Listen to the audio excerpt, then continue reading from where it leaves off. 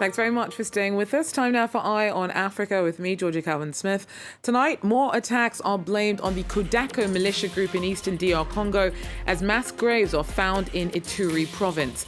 UN peacekeepers condemn the bloodshed, but communities are at their wits' end as security forces fail to protect them.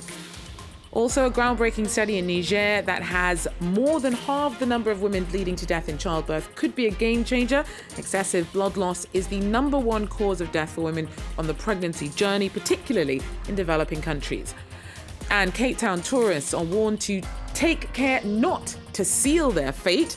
As some of the usually docile mammals start attacking humans, scientists say that the change in the seals' behavior is down to the poisoning of their food, possibly as a side effect of climate change. But first, at least 49 bodies have been found in a mass grave in a village in Ituri province in eastern DR Congo. The victims included women and children, and the UN MONUSCO peacekeeping mission in the country has accused the CODECO militia group of being behind the murders. The group's been linked to the killing of at least 195 civilians in the province since December. And on Thursday, at least 7 people were killed in an attack on the Plain Savo camp for the displaced. Laurent Berstecker tells us more. It's a grim figure from MONUSCO, the United Nations peacekeeping mission, as mass graves containing the bodies of 49 civilians were discovered in the Democratic Republic of the Congo, following a spate of attacks attributed to the CODECO militia group. Peacekeepers launched a patrol to the area immediately after receiving reports of attacks on civilians by the CODECO militias over the weekend. This is when they made the gruesome discoveries. MONUSCO is supporting the Congolese judicial system to investigate the attacks and calls for the perpetrators to be brought to justice. The corpses were discovered in mass graves in 2 villages about 30 kilometers east of Bunia in the Ituri province. 42 victims, including 12 women and 6 children, were found in the village of Nyamamba, while the bodies of 7 other men were identified in Mbogi. CODECO, the Cooperative for the Development of the Congo, is one of several militias operating in the country's east, and its members hail mainly from the ethnic Lendu community, whose long-standing feud with the Hema ethnic group claimed thousands of lives in the early 2000s. According to the UN, Ituri province has seen a slew of violence between the communities since the start of December, with at least 195 civilians killed and 84 abducted due to attacks attributed to the warring militia groups. More than 1.5 million have been displaced by recent attacks. Well, at least 145 people are missing, feared dead after a boat capsized on the Congo River in DR Congo. About 55 people survived the accident. Authorities say the vessel was overloaded when it went down.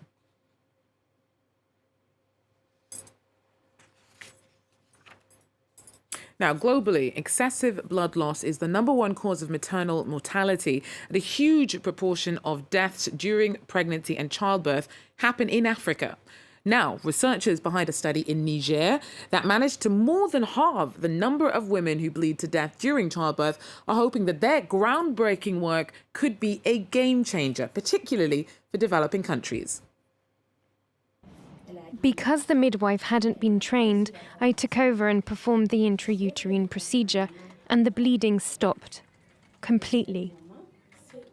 It's huge. It really is a great technique, and it's easy to do.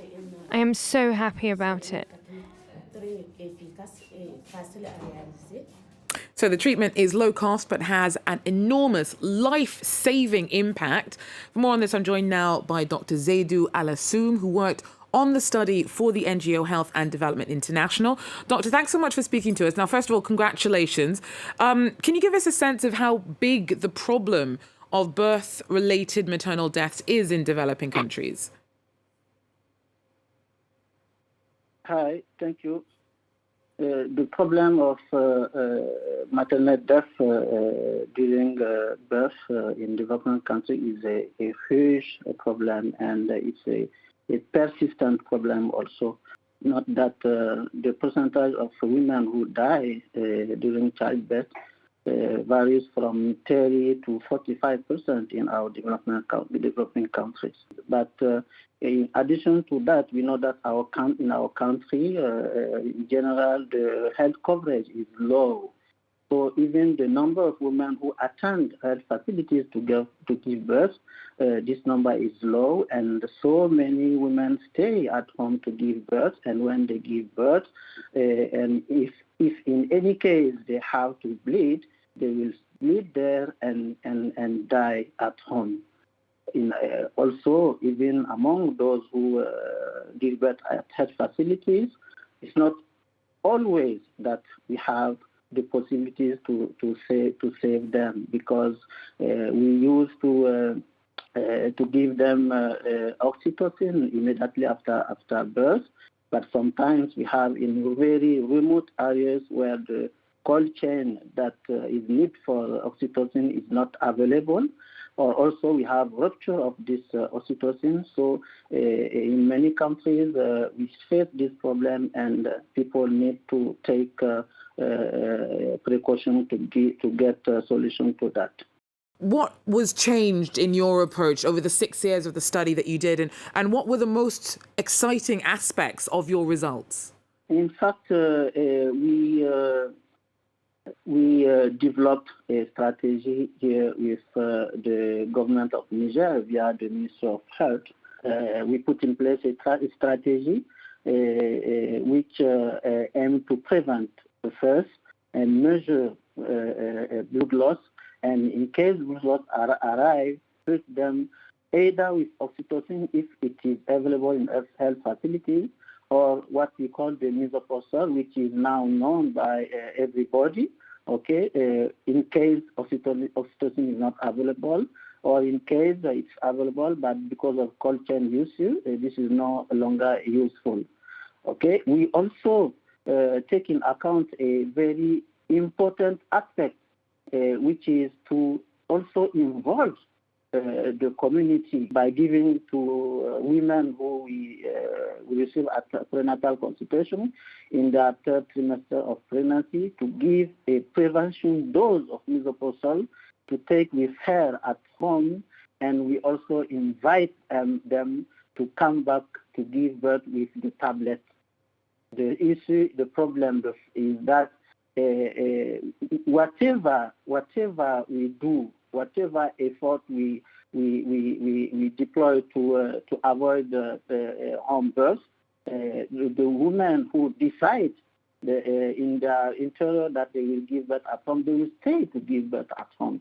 But we are not inciting them to stay. We told them to come back, and if in any case in their road to the health facility, the baby arrives, then they take the misoprostol tablet as a prevention and continue their road to the health facility.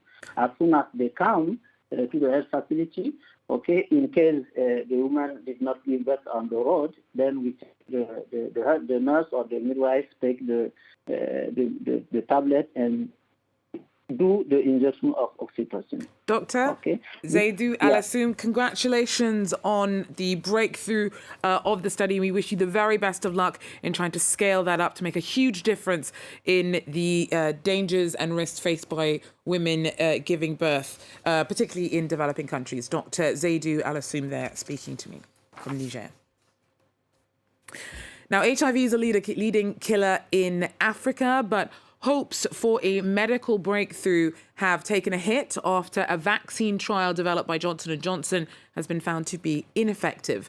The trial began in 2019 and was tested on 3,900 subjects before an independent data and safety monitoring board determined that it did not prevent more HIV infections than a placebo treatment. Tourists have been warned to keep their distance from Cape Town's famous seal colonies after a spate of attacks. The animals have been displaying hyper-aggressive behaviour and chasing onlookers. Scientists say that the change in temperament could be down to poisoning and climate change. Our correspondents report. In Cape Town, seals are part of the landscape, to the delights of tourists who take boat trips to see the colonies. There's been shock over reports of these usually docile animals attacking swimmers. Lulu is the latest victim of a series of recent seal attacks. She still has a video of the incident. And I just saw a very fast-moving dark shape come up to me, and it made contact with my arm and elbow, and it bit me. But it was going for my hands because I was trying to protect myself. And I did make the equation in my head, thank God it's not a great white. Must be a small, aggressive shark. 3 bites on this finger, 2 bites on this finger. Is the other man not taken the seal off of me? That it might not have had as good an ending as this. It may have been worse. In Cape Town, there have been more seal attacks in the last 6 months than over the last 20 years. Scientists attribute them to the presence of domoic acid. This toxin develops on certain algae when ocean water heats up. This expert says the observations confirm studies done in Australia and the United States. He's worked with hundreds of seals over the last 15 years. Any animal that's under threat will either choose to fight, flight, or freeze. And these ones lose the flight. They choose to not run away from danger, but rather run straight at danger and take it on.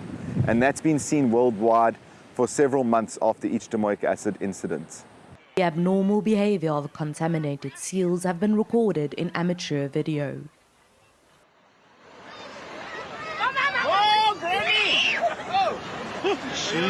Brett and his colleagues are sure these sick animals are a direct consequence of climate change. Well, that's it for Eye on Africa. Thanks for joining us. See you again. Till then, take care.